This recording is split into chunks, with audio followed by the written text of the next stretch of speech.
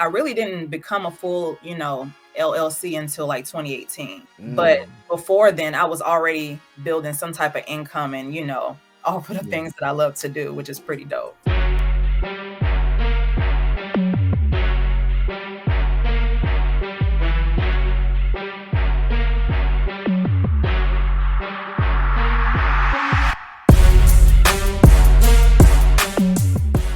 We are back. We are back. We are back. Let's go. It is time for another episode of Entrepreneurship Exposed with your guy, Beez, where we are going to expose everything about the entrepreneurship industry, every strategy that you could get into with a twist of business acquisitions.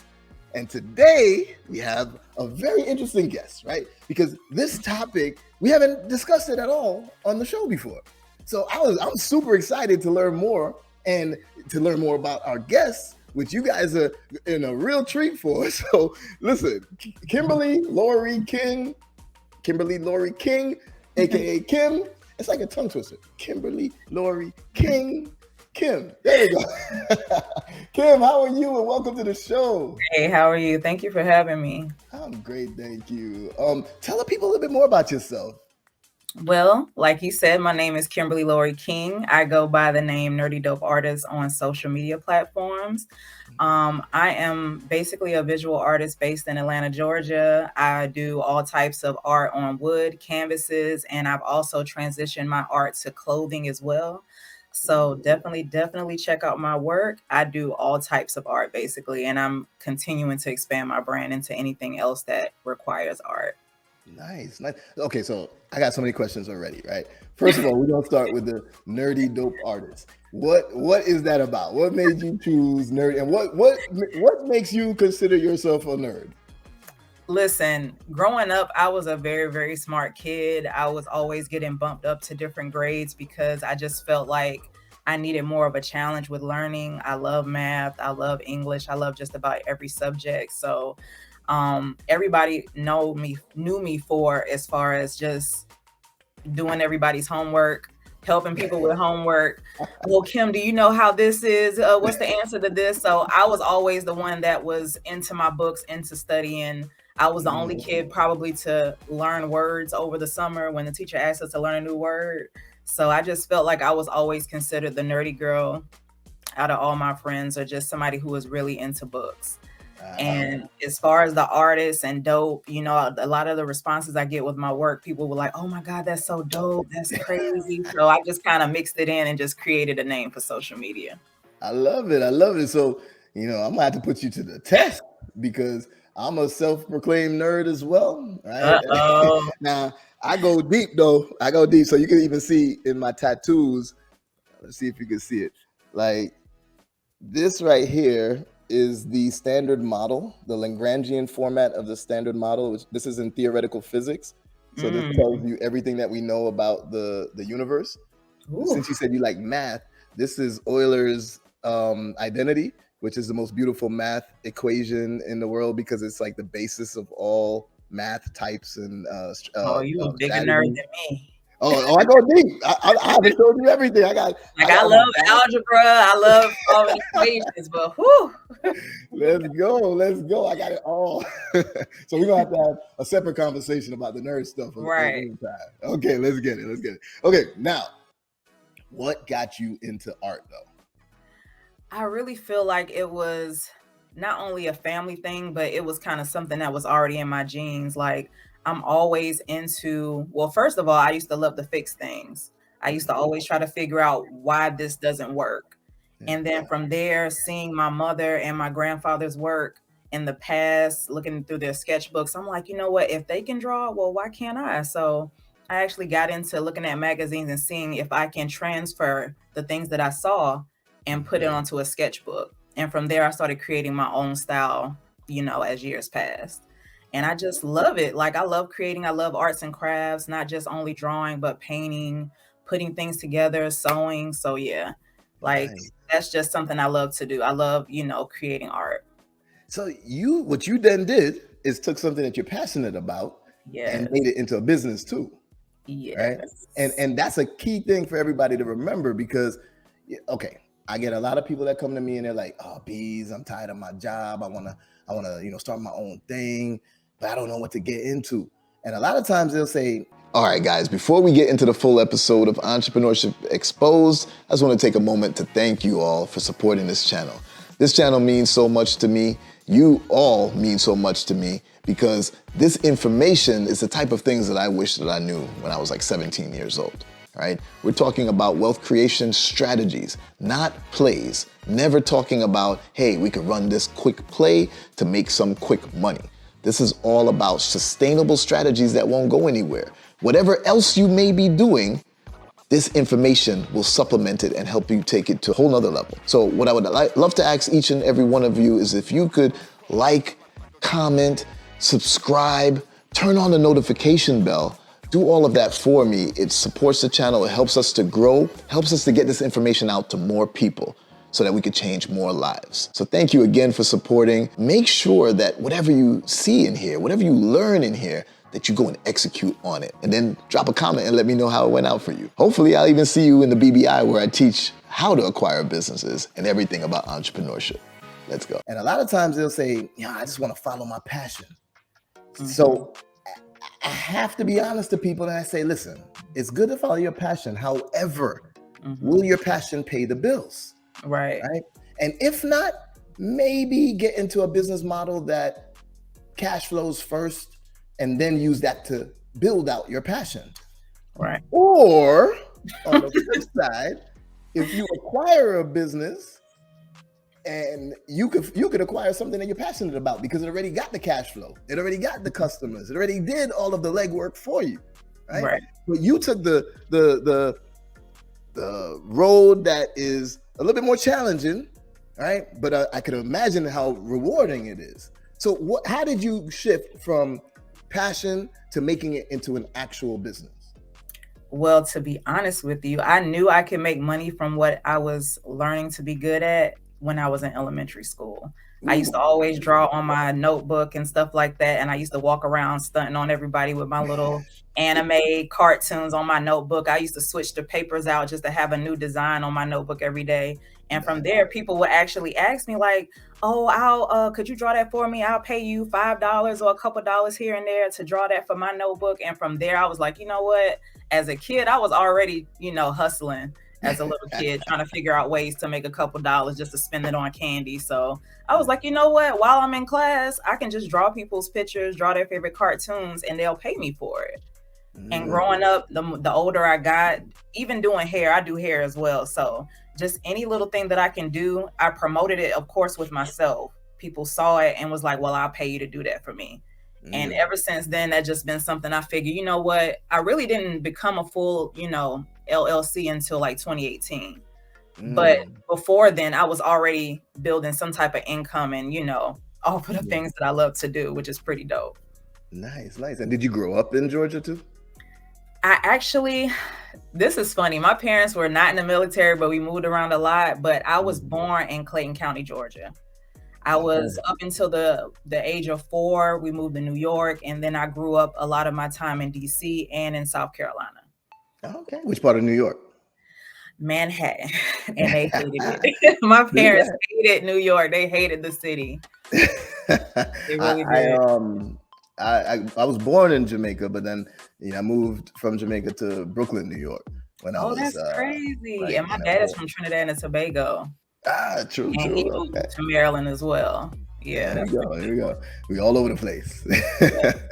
Okay. So, all right, cool. So now you made it into actual business, full-fledged. You're focused on it. It's growing. How has that been for you so far? Especially the impression or the misimpression, I should say, that people would have about art is, there's no way to really make that much money in it unless, it's few and far in between. You sell a painting for a lot, but you may only sell one of those a quarter or something like that. I know. Is that really how it is for you too? Sometimes. I know when I was before I was actually official as a business, I was selling more of my art because at first my art was really cheap. I wasn't selling it at the scale that I felt like I needed to sell it. And I didn't have a website either. and I was still trying to figure out the shipping process. And it's kind of funny, fun fact, I used to work for the post office before I became a full-time entrepreneur. And learning that actually helped with my business as well, learning how to ship things and actually expand my business instead of just locally selling art. So I just feel like it's crazy to see how, I don't know, it just came naturally in a way. It's kind of weird to explain, but just knowing what you can do and actually expand it is just an amazing feeling, I should say. Definitely, I can imagine, right? And I'm looking at it and I'm thinking to myself, okay, so now what are the typical things that you do to get into it? It's one thing to have the background and the skill to be an artist, but what do you do to then make that into a business as an entrepreneur, other than, hey, I'm just listing my paintings and stuff online or something, Shopify? What else do you do? Well, there's this thing called social media. There we go. And, at first, I was mostly on Instagram, and I was only posting my art, just the full-blown final production of it. I wasn't showing any progression pictures, anything, just the main pictures. I never showed my face. And even when I started my social media, a lot of guys thought that I was a boy. They just assumed showing your face. Art I was creating. I was doing a lot of anime, a lot of stuff that I guess. Wait! Stop! You do anime too? I like all kinds of art, so I do dabble in that type of art as well. Yeah. Wait. Okay, keep going. We're gonna come back to that. I need to know what your favorite anime. I need to know what you've done. Right. So I just did different types of things, and everybody assumed that I was a boy, and I just really had a large fan base of men in the beginning. I mean, women like my work too. I did a various amount of different subjects, but just posting on social media, of course, kind of drew people in to realize what I did. But then it also converted into, oh, if you can draw this person, can you draw this for me? Like I said, it kind of reverted back to elementary school. I'm showing them what I'm doing, enjoying it, minding my business, not really promoting it necessarily, but just showing my work actually brought customers in. Like, well, if she can do this type of stuff, I wonder if she can draw this for me and I'll pay her for it, which kind of generated income that way without me even purposely, promoting or saying, please buy my artwork out of desperation. Because, most of us are considered starving artists, and we really want to sell our work. But in this point, in the beginning of my Instagram and my social media journey, it was just more so putting my work out there and starting a portfolio online. So, yeah. So, and you didn't specifically say this, but I thought this is where you were going to go. Did you say that you would show your work, meaning show as you were painting too, not just show the finish? I started that later on. Once once reels and like the short-term videos started popping off on social media, that's when I kind of reverted to Facebook. I started doing small videos and learning how to edit so I can do time-lapse videos to kind of shorten it up, because everybody's attention span is very short these days. So my videos started getting shorter and shorter in order to show everyone, like, from start to finish, how I draw the pictures that I draw. So I did different subjects, tried to see what type of audience I was luring in, but also I was still having fun at the time. I really wasn't thinking business wise, but I was still showing, look, this is what I can do. Some people even questioned whether I was creating these pieces. So being able to show them that I'm physically drawing this and this is the finished product kind of built a following from that as well, and which led to also monetization on my Facebook page as well. So that really got me more into creating more videos that way. There we go. And that's an important tip for everybody that's listening. Listen, I mean, monetization on social media, using social media, but also showing people your work. Being able, were you doing it like a time lapse as you're painting and stuff like? Yeah, that's awesome. That just draws people in just to be like, oh, wow. Even if they don't become a customer, even if they don't. Right, it's entertainment. It's entertainment. They love seeing that, and now they become, if they maybe they're not a customer immediately, but they become a follower, and maybe if they're following and watching enough, eventually they're like, oh, hold up. She does anime too? Wait a minute. That's exactly how my Facebook has grown. Like, people just follow me based off of the things that I've painted. I know that before I was even introduced to the Reels program, I made, within a week, over 50,000 plays from painting a birdhouse. And I've never painted a birdhouse before. ever. Just trying different things. And I was like, oh, okay, people like birdhouses. Let me go find another birdhouse to paint, or let me see what else I can bring in and intrigue everyone with to show them that I have a range when it comes to my art and what I like to paint on. Awesome. I saw this.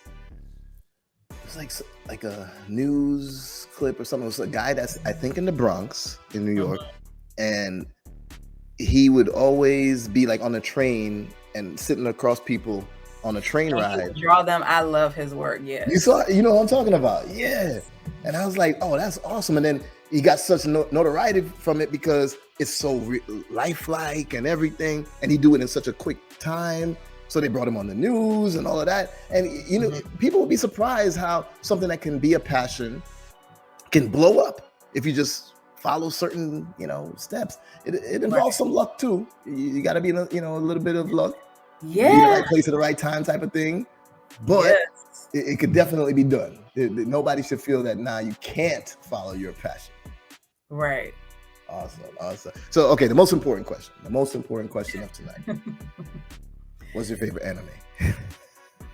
Oh my gosh. I really don't have a favorite one. What's the favorite character that you've drawn? Anime character that you've drawn? Like, I don't know. I love Canary. I just like black anime. I just like seeing anime that kind of represents me and what I look like. And I just love anime that makes you think as well. Like, it's just so many, but all in all, just that fantasy world and just seeing the creativity in other people's work with anime is just amazing. And being able to replicate that into my own style just makes me feel dope, because that is just a lost art that a lot of people kind of ignore with anime. They think, oh, it's just a cartoon, but I'm like, anime has a lot of really dope artwork in it. Oh yeah. Throughout the scenes, throughout the characters, everything. You ever heard of Afro Samurai? Yes, and I draw him a lot. You do? Oh, I gotta see those. I can't wait. I'll give you one more challenge. I'm sure you probably heard of Naruto. It's one of the more popular ones and all. That ninja one. In Naruto, there's Killer Bee. Yeah. The black guy with like dreads and whatnot. I drawn him one day. I'd love to see that. I'll buy that one. All right. So now I kind of touched on this when we had our pre-talk, right? We're talking about acquisitions and how you can buy a business, you can acquire a business. First of all, I gotta give you book recommendation. This is one of my favorite books. Why Should White Guys Have All the Fun? Okay. Tells the story of this guy, Reginald Lewis, who is one of the first black billionaires of modern times, right? And nobody knows him. Have you ever heard of him? Okay. So the irony is that nobody knows him, and I think it's because it's not sexy. He didn't, he's not a Jay-Z and, good library of music plus acquired. And remember, Jay-Z didn't become a billionaire from just his music. He also acquired stake in different companies and such. So this guy, Reginald Lewis, he became a billionaire from business acquisitions using leverage buyouts, which is what I was explaining to you, right? Leverage buyouts are ways that you could buy a business with no money, with no credit.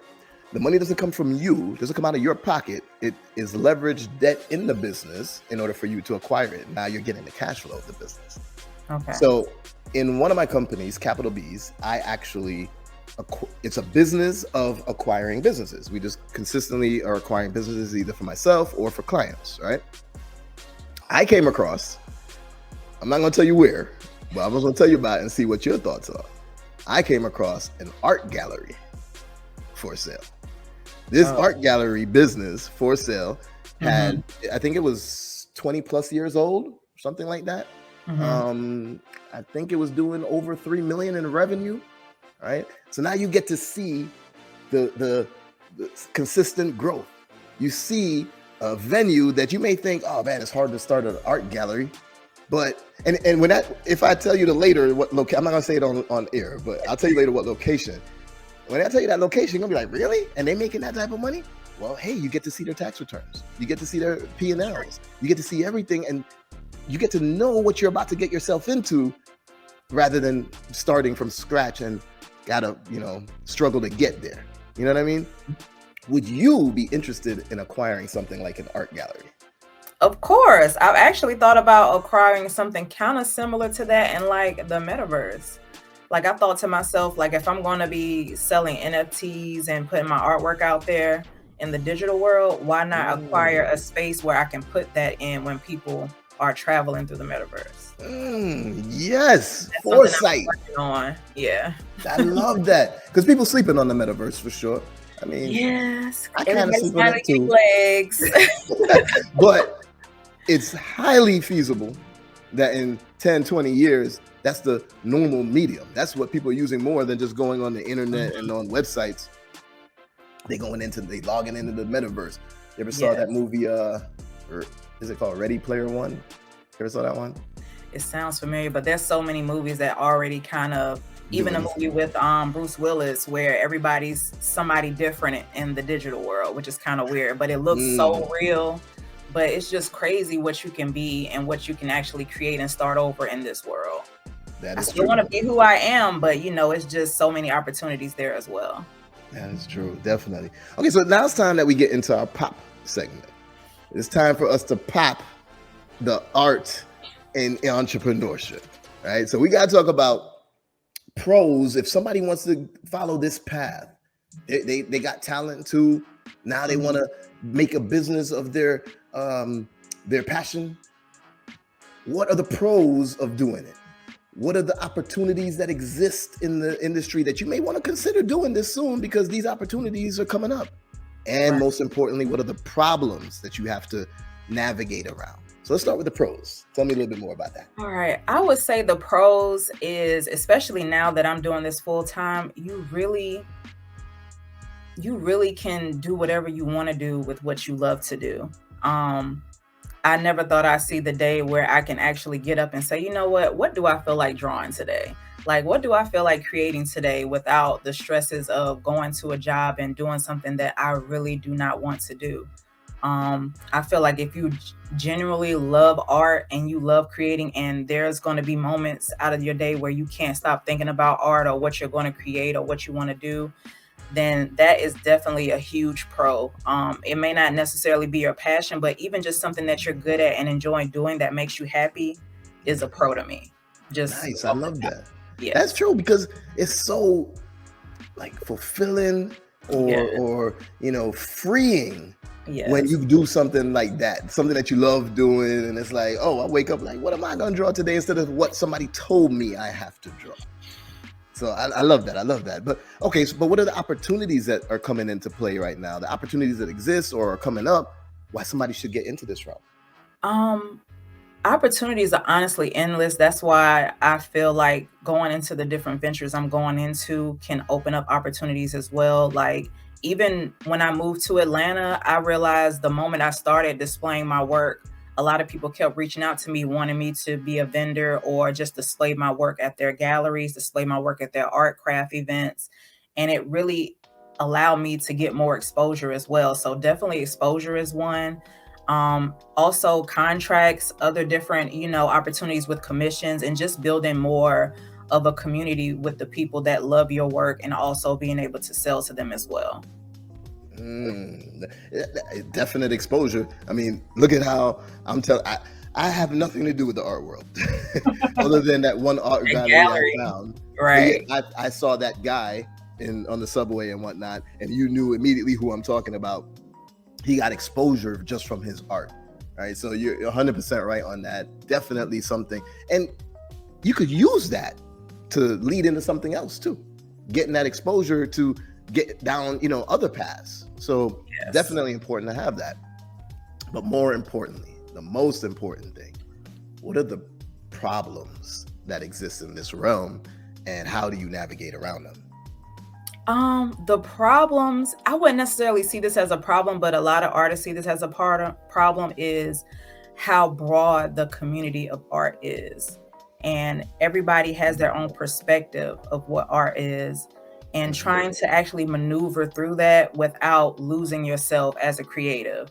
A lot of people get discouraged. Social media could be one of the reasons why, but I try not to allow those things to deter me from continuing to be the creator that I am, because as you can see behind me, like my work is different. It may not be like everybody else's, but that is okay. And also another problem is trying to separate the business side from the art side sometimes, because you can get so caught in the business part that you forget that you're an artist, and you lose that creativity, and then you're just so focused on the business instead of actually just being free to create and do what you love doing. How have you mitigated that, right? So that you keep that balance of the business side, because we gotta make money too. Yes. And the art side and the passion. How have you balanced that? Honestly, being very disciplined. I know for me, I'm better creating at night, in the evening. And in the daytime, I'm like, you know what, since I'm not really as creative in the morning, I'm still trying to wake up. I'm not necessarily a big morning person. So I mostly focus on, putting things in my Excel as far as typing up my paperwork, getting things ready for taxes, making sure I have all my documents in play. If I need to tweak a contract with somebody, if I'm doing commissions, just making sure I get all the paperwork, all the computer work, set it to the side, get it done, and then make way for my creativity when I'm done with all that type of stuff. So business first, get it out the way, and then my creativity, because that's of course the easiest thing that I can get done and do. Now that's advice no matter what industry you're in right there. Scheduling, right? Yes. You say, okay, I know my strengths are better here at this time of the day. Yes. Let me do these tasks during this day, or during this time. Let me do these other tasks during this other time. And that, keeps you on pace and keeps you most productive. Yes. So yeah, I love that. That's across the board. That's not just art. Everybody needs to do that for sure. Yes. So when you meet people and you're talking about, everybody always starts off with, oh, so what do you do? How do you explain to them what you do overall? I'm gonna be like, look, I'm an entrepreneur. I'm still an artist, but honestly, my artistic abilities has led me to other business moves, which ironically, of course, still has my art involved. Like I said, I still do hair on the side. I have a lot of different side hustles, so I don't just necessarily want to just be labeled only an artist, because I do so many different things. And even now, I want to add the label of fashion designer later down the line, because I've been creating clothing, hand painted items. So now I'm venturing into a whole nother world as well. And it's like, I just feel like it's fun to me. I don't necessarily want to be just quote unquote a business person. I'm just doing a whole bunch of different things that I love to do that as a blessing generate some type of income. So yeah, that's basically all I'm about. That's what I love doing. And probably in a year or so, you're going to hear me doing something totally different. Like you said, I'm not stagnant in what I do. I'm still going to be doing those things that I love, but there's always room for growth. Well, then you're in the perfect place, because I'm going to be pushing you for acquisitions, right? So there's a thing called vertical integration and horizontal integration, right? Okay. On another episode where we were talking about trucking, we were saying, okay, if you have a trucking company, horizontal integration, I'm gonna acquire another trucking company, and then that grows my fleet, right? Okay. Vertical integration says, okay, I'm going to acquire the ships that carry the stuff on the sea when the trucks come and pick it up. Now I own that whole lane, and I got the trucks running, and then I can also have other trucks that's going to be doing some of the work for me, and I'm getting paid off of it, right? In your world, when it comes to art, what would you see as something for vertical integration? Something that is like at a different part of the supply chain of what you do that you could possibly acquire to help build up your business even more? Putting you on the spot. I know, right? And what's crazy? I was saying to myself, where could I get my supplies from so I can actually generate my own, clothing line and fashion line? So as far as the bags, since that's the first thing I started getting into, like where would my supply of bags come from, and exactly who is the main person that'll be perfect for that, especially if I want a bag that's going to be different from every other bag, on top of the fact that I'm creating art on that bag that's going to be different from everybody else's design. So that's where I would definitely start off first, because it'll be easier for me, for one, and then I won't have to worry about looking for bags, because I did start off upcycling bags from like Goodwill and thrift shops and things like that. But now that I'm more serious about it, I definitely want to get into getting that whole line of bags where I know I can get to it, because when it starts to grow bigger and bigger with my company, I know I won't have any issues later down the line. I love that. All right. So one of the things I tell people is that you should acquire a business that you're doing or using already. Right. I know this one guy, he's like, okay, I use dry cleaners all the time, so I acquired a dry cleaning company. I got a pest control people coming all the time. Let me acquire a pest control company. Acquire what you need. Acquire what you need. And you're basically saying, hey, I gotta, every month I'm buying a bunch of supplies in order for my business to run. What if I acquired that company that was a supplier? Now I got that part of the chain. Plus I could market to other artists, and I know what those other artists want because I am one of them. Right. So it makes you even more powerful overall in your empire. I love that. That's really good. Yeah. Nice. So do you feel what's in store for you going forward now? Like, what's the next step, the next level in your art empire and your entrepreneurship life related to art? Well, like I stated before, definitely fashion. I just love clothing. I love different clothing, and no shade to other designers out there that people just drawn to off the top. But like we spoke about before, I would rather start wearing my own.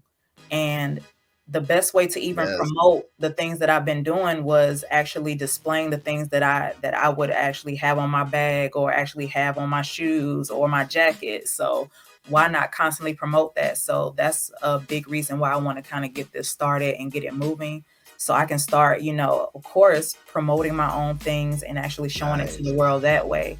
And then also getting into the NFT world, getting into, like I said, I'm looking for land and digital properties so I can actually have my art gallery in that world as well.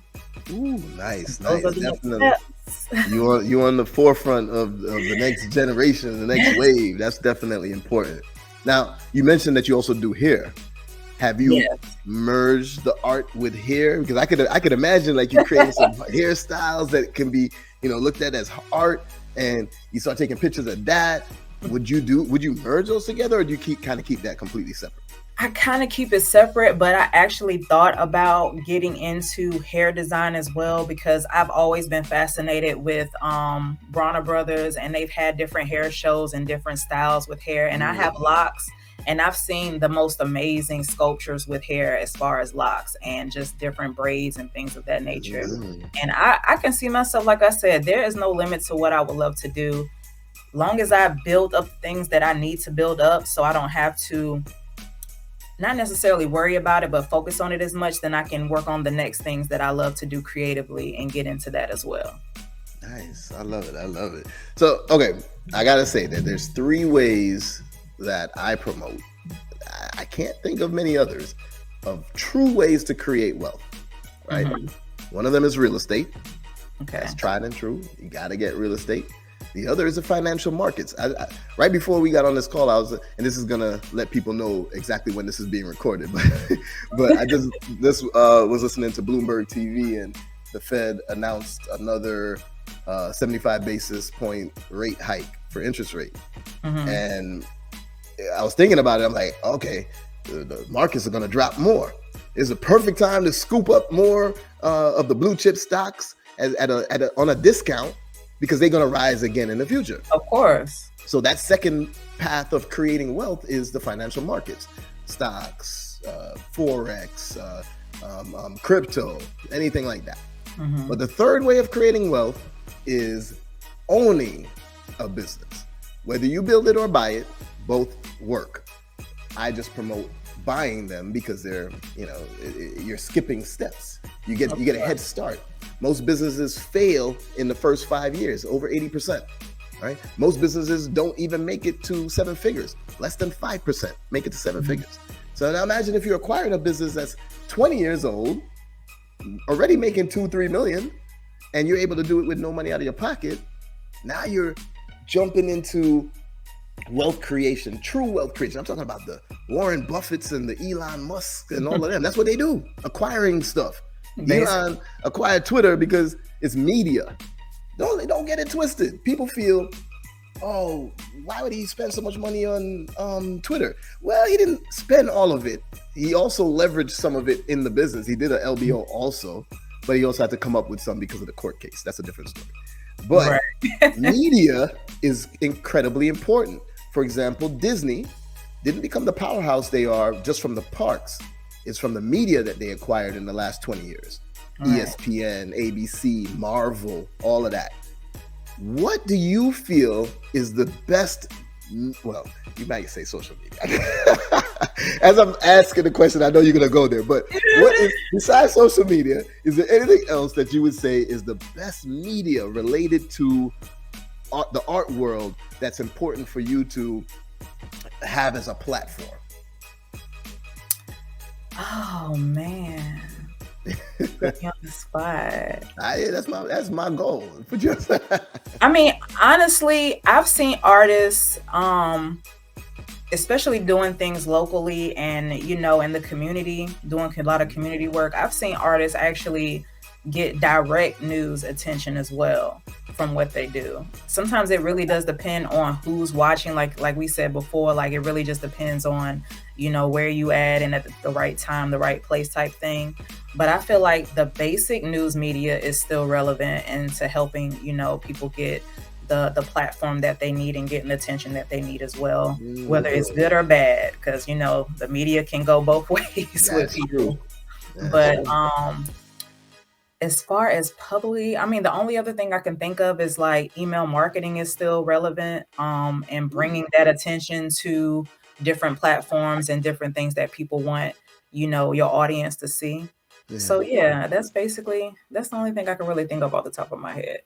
When it comes to things like the art gallery, like we mentioned, would you say that that's more regionalized? Like, yeah, art galleries still do great in New York, in the Northeast, in the South. Would you say that's regionalized, or no, across the board, it can still do great no matter what?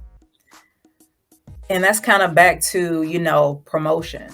Like, I follow a lot of art galleries, and there's some that are just known for the type of art and the artist work that they have in their galleries to where they don't really have to promote. And then there's others that really need to promote a lot to get more people to know that this is the type of artwork we have in our gallery. So it really just depends on who, what, and where it is sometimes.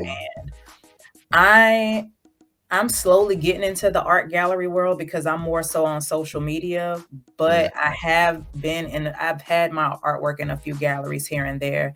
And I can honestly say it is so much easier to do it from home. It's a good thing to still get your recognition because there's a lot of big famous artists that are still doing that now, and whatever works for them works for them. But as far as the millennials like me and just people who are just so used to social media, it's just easy to kind of do directly to the consumer because people actually like that personal, relationship with the artist when they're online. Nice. And that's important too, right? That personal relationship. One of my key components of success is networking. And it's the same thing in business. You got to have those relationships in order to, continue to scale and 10x your revenue and everything. So we on the same page for sure. Now, gotta explain my $1 trillion table challenge. So I told you earlier about 3 main ways of creating wealth, and it was leading up to this. Now, knowing that those are the 3 main ways of creating like true wealth, I created something called the $1 trillion table challenge. That is a challenge, we ain't doing the Tide Pod challenge and all them stuff that they was doing on social media or whatnot. We're doing a real challenge here. Okay. We're in 2022, about to be 2023. At the end of this decade, so that's ample time, the end of this decade, I want to sit in a room at a table with people that look like us, and we have $1 trillion AUM. Assets under management. Now, what does that mean? That doesn't mean $1 trillion in my pocket. If I have a company, let's say I acquired that art gallery that I mentioned, right? Let's say they're doing 10 million in revenue, but they're only keeping profit of 1 million. You may say, oh, that's a bad profit margin. But when you have a business that's cycling $10 million through it, the banks are going to give you even more money because they're like, oh, cool, you're a stable they know business. that they're bringing that money in. There we go. So assets under management means I'm going to have a portfolio of businesses, of real estate, of financial markets that I manage. And that's my assets. That's my net worth. And I want to sit in a room at a table with a bunch of people who are all doing that type of thing, building true net worth, true wealth. And we have this huge collective $1 trillion AUM. Will you be at that table? Of course. There we go. I'm waiting for one day I ask somebody and they're like, nah, I don't think so. I want to see if that ever happens. Understand the value of it. I feel like when it comes to business, a lot of people don't really jump to those opportunities because they don't understand it. They haven't really learned it, sat down and researched it fully. They just think, oh, it's just another person trying to teach me how to do something. They're not really gonna. It's like if you actually pay attention, it's a lot of valuable information that a lot of people are doing now. And you wonder how they're living their lives without having to work or do anything else other than just be there for their families and take care of, their life. Yep, 100%. And another thing I say too, which is related to what you just said, I say that I don't do or teach plays. I feel that in our community, a lot of times we be like, yo, I got a new play. We could do this and we could make a quick buck. Nah, I'm not trying to run no play. I'm not trying to do nothing because plays get played out. Plays are not sustainable. By definition, saying, hey, I got this new play. I'm going to run this. That's going to get played out. Exactly. I want a sustainable strategy. This is why I got into the world of mergers and acquisitions, because the ultra wealthy have been doing it for generations, using, like I told you with this book, using this method of leverage buyouts.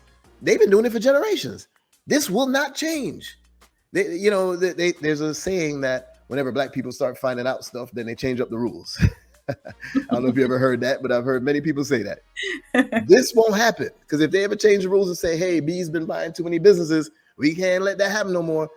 They go, Warren Buffett, Elon Musk, Jeff Bezos, they all gonna fight that battle for me. I don't gotta do nothing because they're not gonna let it change because it's what they do too. So these are the type of strategies that we also want to try to implement, things that we see have been going on for generations. It's not somebody that just came up with an idea and said, hey, I could do this and you should do it and pay me to teach you to do it, right? And it's something that is sustainable, won't go away. All right, so I agree with you 100%. I'm looking forward to seeing you buy businesses, maybe an art gallery too. Yes. But I'm gonna leave you with one last tip. There's something called $0 traffic assets. Do you know the same way that you buy a business, you could acquire a TikTok account or an Instagram page? I've heard of that. YouTube channel, or a Facebook group. Now, you're not buying it in the traditional sense because Facebook still owns that group.